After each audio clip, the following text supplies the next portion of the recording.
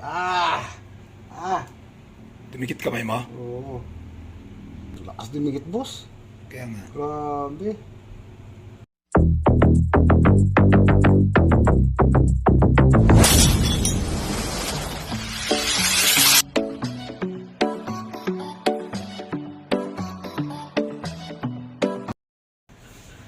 Good morning guys! Magandang araw sa inyo lahat. At ngayong araw na ito ay gagawa na naman tayo ng isang project, no? Which is jewelry making. Meron kasi tayong customer na nagdala sa atin ng mga perlas. Yun. So gagawin natin ngayon itong actually nakakabit ito sa kanyang earring. Nakadangling siya sa earring. Tapos, pinatanggal niya, then gagawin nating solong earring siya, stud earring naman. Yan, lalagyan natin to ng stud. Tapos, itong isa ay para sa pendant, yung isa naman gagawing singsing. Ito sa earring. Alright guys, samahan nyo kami. Let's go!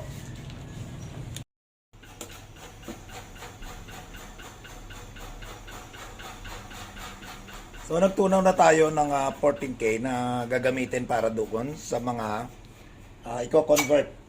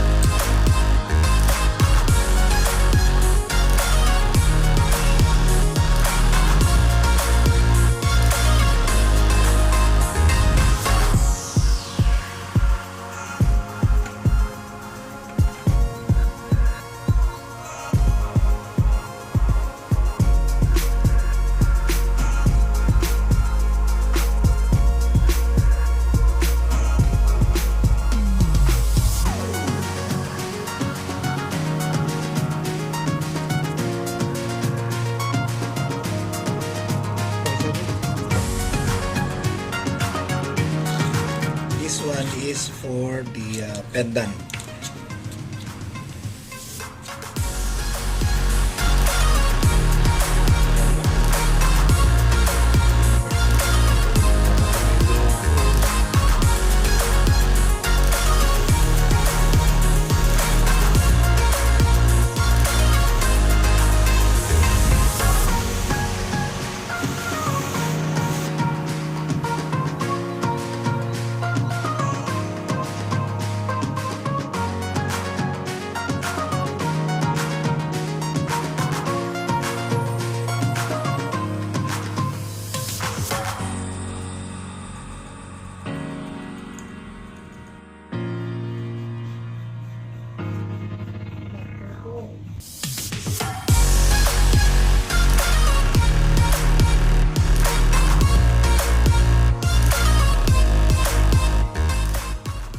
Lakas dumikit, boss. Yan. Grabe.